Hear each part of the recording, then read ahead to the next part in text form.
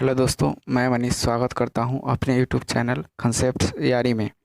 तो आज से हम लोग मैथ के इन सब चैप्टर को पढ़ने वाले हैं और इसमें जो सबसे ज़्यादा डिफ़िकल्टी आती है दोस्तों को, वो है मेंसुरेशन और ज्योमेट्री। और आज से हम लोग मेंसुरेशन को पढ़ने वाले हैं, इसके बाद ज्योमेट्री करेंगे। यानी ज़्यादातर फोकस रहेगा कि सबसे पहले एडवांस को कैसे ख़त्म किया जाए। तो चलिए मेंसुरेशन स्टार्ट करते हैं। और इससे पहले जो इसके कुछ याद न रहने वाले फार्मूला है उसको कंसेप्ट से याद करेंगे, या ट्रिक मानिए जो भी मानिए, लेकिन हम आपको याद करा ही कहीं छोड़ेंगे। और ये सारा फार्मूला हम लोग सर्कल की मदद से याद करने वाले हैं। और हम सभी लोग जानते हैं कि सर्कल एक 2D फिगर होता है और सिलेंडर ये सब होता है 3D फिगर। तो 2D फिगर में जो एरिया होता है ना, वही 3D फिगर में, जैसे सिलेंडर ये सब हो गया, इस सब में वॉल्यूम होता है। और इसमें जो 3D में जो CS से होता है कर्व सरफेस एरिया, जिसको हम वक्र पृष्ठ क्षेत्रफल बोलते हैं, या पार्श्व पृष्ठ क्षेत्रफल बोलते हैं, या सतह का क्षेत्रफल बोलते हैं जो कहिए। तो वृत्त में जो उसका परिधि होता है वो 3D फिगर जो वॉल्यूम है उसमें कर्व सरफेस एरिया होता है। तो चलिए पहले जानते हैं कि वॉल्यूम क्या होता है, जिसे हम हिंदी में आयतन कहते हैं। वॉल्यूम उसे कहते हैं जैसे एक सिलेंडर है, और सिलेंडर में जब हम पानी डालते हैं या कोई भी सामान डालेंगे, और ये यहाँ से जो भरना स्टार्ट होगा और जहाँ तक जाएगा, जितना स्थान छेकेगा और जिस हाइट तक जाएगा, उसे वॉल्यूम कहते हैं। तो वॉल्यूम के नीचे एक सर्कल जैसा बना होता है, और यही सर्कल जैसा बढ़ते बढ़ते जहाँ तक जाता है हाइट तक, उसे वॉल्यूम कहते हैं। तो नीचे तो एक सर्कल है, क्या होता है पाई आर स्क्वायर, और जिस हाइट तक ये गया है एच, तो वॉल्यूम का सिलेंडर का वॉल्यूम हो जाएगा पाई आर स्क्वायर एच। अब हम लोग जानते हैं कर्व सरफेस एरिया क्या होता है, जिसे CA से, यानी पार्श्व पृष्ठ क्षेत्रफल बोलिए, या वक्र पृष्ठ क्षेत्रफल बोलिए, या सतह का क्षेत्रफल बोलिए। तो वक्र पृष्ठ क्षेत्रफल, ये जो आरी आरी से जो होता है, ये सब बीच वाला पार्ट ही, यही सब वक्र पृष्ठ क्षेत्रफल होता है। तो इस वक्र पृष्ठ क्षेत्रफल को याद रखने के लिए हम सिलेंडर का, जिसे बेलन कहते हैं, उसके वॉल्यूम का उपयोग करेंगे। वॉल्यूम में जो यहाँ पर दूर रहता है उसको आगे एज शिफ्ट कर दीजिए, और यहाँ पर एक बच जाएगा तो 2 पाई RH हो जाएगा। ये वाला 2 यहाँ चला आएगा कर्व सरफेस एरिया में। अब जानते हैं टोटल सरफेस एरिया क्या होता है। टोटल सरफेस एरिया को हिंदी में बोलते हैं कुल पृष्ठीय क्षेत्रफल या संपूर्ण पृष्ठीय क्षेत्रफल। तो टोटल सरफेस एरिया होता है CA से, यानी curve surface area plus top plus bottom. चूँकि टॉप में एक सर्कल है और बॉटम में भी एक सर्कल है, और CA से तो जानते ही हैं 2 पाई RH यहाँ से हो जाएगा। तो TA से बराबर होता है CA से प्लस टॉप प्लस बॉटम। तो CA से तो पहले से ही जानते हैं 2 पाई RH, प्लस नीचे एक सर्कल है तो उसका क्षेत्रफल पाई आर स्क्वायर, ऊपर एक सर्कल है टॉप में तो उसका 1 पाई आर स्क्वायर, और सबको जोड़ देंगे और जो भी कॉमन लेने वाला होगा ले लेंगे। तो वहाँ से निकलेगा टोटल सरफेस एरिया 2 पाई RH plus H plus R। और इस सिलेंडर के मदद से ही हम लोग कोण शंकु को जानेंगे। देखिए ये सिलेंडर है और इसमें एक शंकु बनाए हैं, जिसका 1 2 3 पार्ट बना दिए। और ऐसे ही याद कर लीजिए कि बेलन का 1/3 हिस्सा शंकु होता है। तो शंकु, आइए जानते हैं शंकु का वॉल्यूम क्या होता है। तो सिलेंडर का यानी 1/3 हिस्सा वॉल्यूम होता है, तो इसका 1/3 हिस्सा 1/3, और जो सिलेंडर का वॉल्यूम होता है वो पाई आर स्क्वायर एच हो जाएगा। तो volume 1/3 pi r square H, बेलन का 1/3 होता है, इसलिए 1/3 पाई आर स्क्वायर एच। अब जानते हैं बेलन का कर्व सरफेस एरिया या लेटरल सरफेस एरिया क्या होता है। तो पहले ही हम बता चुके हैं कि कर्व सरफेस एरिया ये वाला पार्ट होता है, ये वाला साइड वाला पार्ट होता है। तो इसमें से तो एच ख़त्म हो जाएगा क्योंकि खाली साइड वाला पार्ट ही रहता है जो कर्व सरफेस एरिया कहलाता है। तो पाई आर एल हो जाएगा कर्व सरफेस एरिया। अब हम जानते हैं टोटल सरफेस एरिया क्या होगा, और टोटल सरफेस एरिया होता है सी एस ए प्लस इसमें एक बॉटम में सर्कल है, तो इसका सी एस ए तो पाई आर एल होता है और बॉटम में एक सर्कल है, तो सर्कल का क्षेत्रफल पाई आर स्क्वायर होता है। तो वहीं से टोटल सरफेस एरिया इसको कॉमन ले लेंगे तो pi r plus L plus r हो जाएगा। उसके बाद इसमें एक एल होता है जिसे हम कहते हैं स्लांट हाइट। स्लांट हाइट को एल से डिनोट करते हैं, और स्लांट हाइट को हिंदी में कहते हैं तिर्यक ऊंचाई। तो तिर्यक ऊंचाई देखिए, यहाँ पर एक तिर्यक ऊंचाई निकालने के लिए एक समकोण त्रिभुज जैसा दिख रहा है जो यहाँ एल है। तो समकोण त्रिभुज में हम लोग जानते हैं कि ये अगर हाइट है और ये रेडियस है, कुछ भी मान सकते हैं, लेकिन एज अ कोण हम लोग यूज करेंगे यहाँ। तो एल स्क्वायर यानी कर्ण स्क्वायर बराबर क्या होता है, लंब स्क्वायर प्लस आधार स्क्वायर। तो एल स्क्वायर बराबर H square plus R square. तो चलिए अब हम लोग जानते हैं स्फीयर, गोला क्या होता है। तो 1 मिनट स्लाइड लेने दीजिए एक साइड में। तो हम लोग गोला को बनाते हैं 4 शंकु की मदद से। ये देखिए,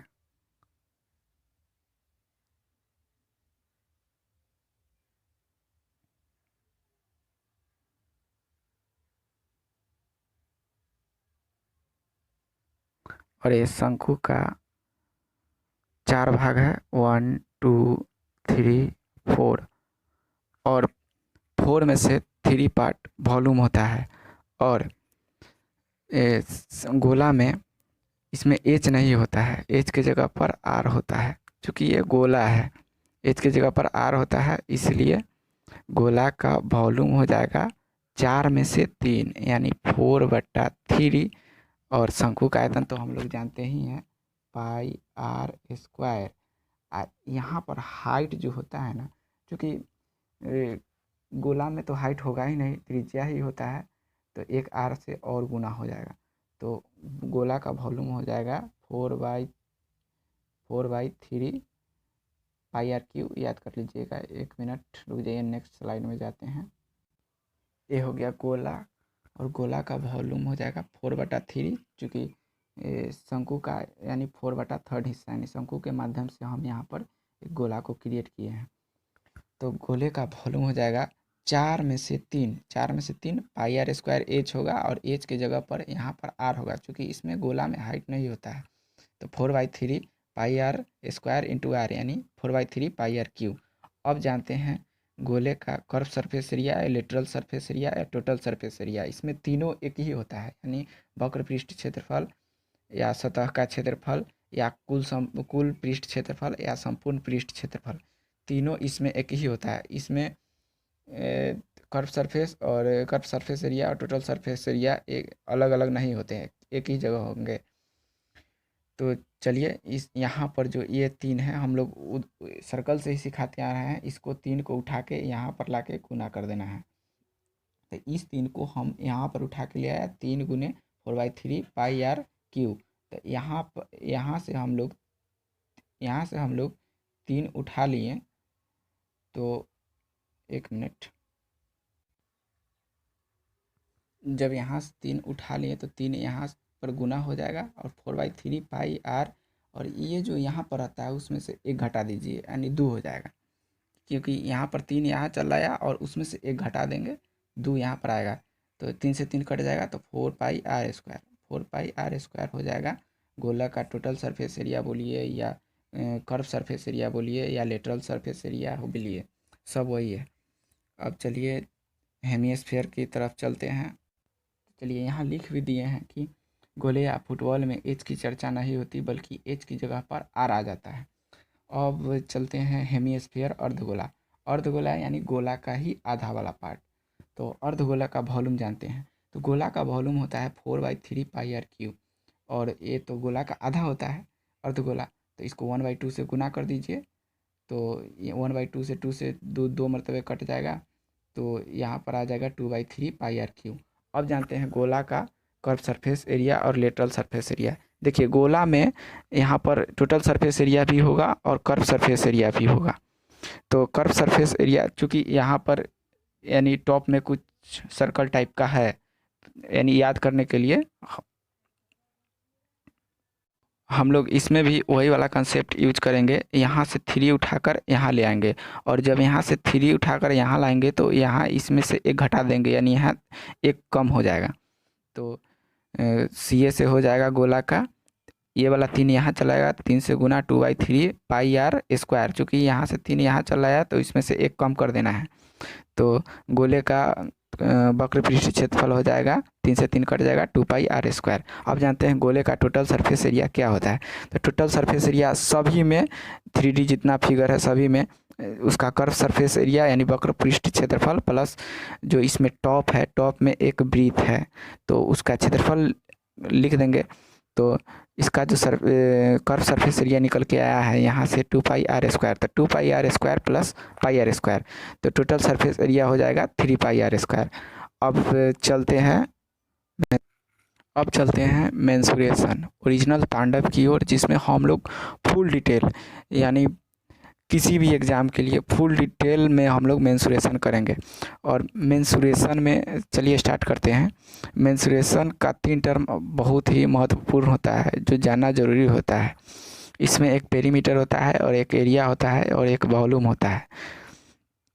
तो पेरीमीटर किसे कहते हैं, जैसे एक मिनट, जैसे एक ट्रायंगल है, त्रिभुज है, तो इसका यहाँ से लेके यहाँ तक पूरा वाला पार्ट पेरीमीटर होता है और क्षेत्रफल तो ये वाला होता है।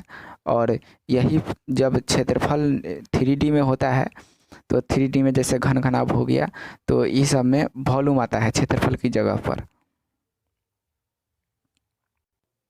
अब मेंसुरेशन में 2 टाइप होते हैं, एक होते हैं 2D फिगर और एक होते हैं 3D फिगर। तो 2D फिगर में पढ़ना होता है ट्रायंगल जिसको त्रिभुज बोलते हैं हिंदी में, क्वाड्रिलेटरल जिसे चतुर्भुज बोलते हैं, पॉलीगॉन जिसे बहुभुज बोलते हैं, और सर्कल एंड सेक्टर होता है, वृत्त एंड खंड होता है। और 3D फिगर में होता है क्यूब यानी घन, क्यूबॉइड घनाभ, सिलेंडर, बेलन, शंकु यानी कोन, फ्रस्टम, छिन्नक, प्रिज्म और पिरामिड। और इन सब चैप्टर को पहले तो 2D स्टार्ट करेंगे और पूरा डिटेल में पढ़ेंगे, फुल डिटेल। और जो भी क्लास होगा वो एकदम वीडियो देखते ही आपको याद हो जाएगा, वैसे टाइप से पढ़ाया जाएगा।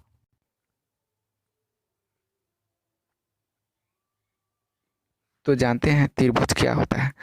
जैसे त्रिभुज में तीन साइड होते हैं उसे त्रिभुज कहते हैं।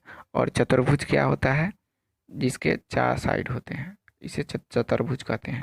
और पॉलीगन क्या होता है, पॉलीगन जैसे ये है, ये है, ये है, ये है, कहीं से भी ये सब पॉलीगन होता है जिसको बहुभुज बोलते हैं। और वृत्तखंड क्या होता है, जैसे ये एक सर्कल है और यहाँ से जो ये वाला पार्ट होता है यही वृत्तखंड होता है। इन सबको हम लोग फुल डिटेल में पढ़ेंगे, लेकिन थोड़ा सा हिंट्स दे देते हैं। अब जान लेते हैं वीडियो समाप्त करने से पहले कि पॉलीगन क्या होता है। Polygon in number of side होता है, उसे पॉलीगन कहते हैं।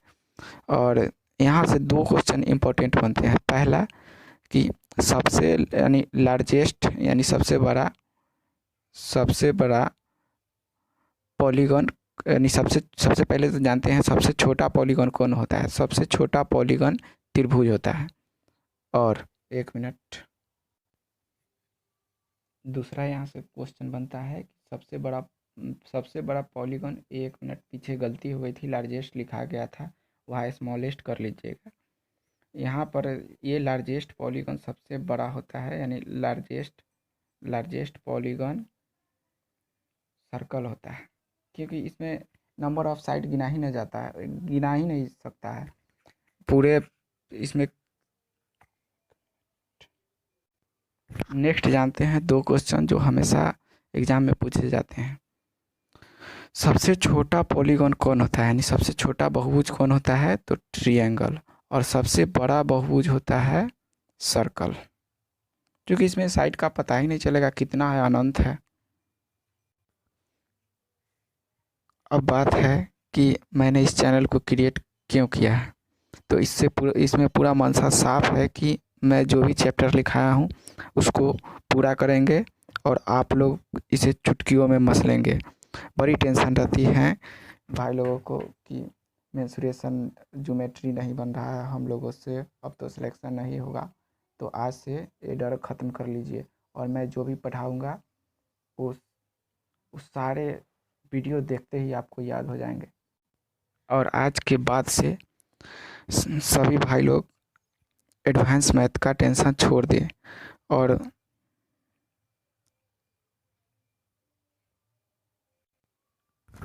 इस लॉकडाउन में सभी लोग कंसेप्ट तैयारी से जुड़े। और एक आवश्यक सूचना कर्जा मुजफ्फरपुर वाले से, जो हितेश सर के कोचिंग के जो भी बच्चे हैं वो इस चैनल को सब्सक्राइब कर लेंगे, क्योंकि उनका क्लास भी जिसमें 9th-10th कराया जाएगा वो यहीं पे होगा, क्योंकि उनके चैनल का विलय कंसेप्ट तैयारी में हो चुका है। और 9th-10th के अलावा इस पर अगर यह चैनल 2000 सब्सक्राइबर के आसपास जाता है तो जल्द से जल्द मैथ 11th-12th का मेरे द्वारा इसी चैनल पे कराया जाएगा। तो जो भी घर में 11th-12th की तैयारी करने वाले हों या कंपटीशन जनरल कंपटीशन की तैयारी करने वाले हों या 9th-10th की तैयारी करने वाले हों, उन सब लोग इस चैनल से जुड़े और हम और हितेश सर तांडव मचाने वाले हैं इस चैनल पर। तो मस्त रहिए, स्वस्थ रहिए, लाइक कीजिए, कमेंट कीजिए और चैनल को सब्सक्राइब कीजिए और बेल वाले घंटी को दबा दीजिए, जिससे नोटिफिकेशन आपको मिलता रहे।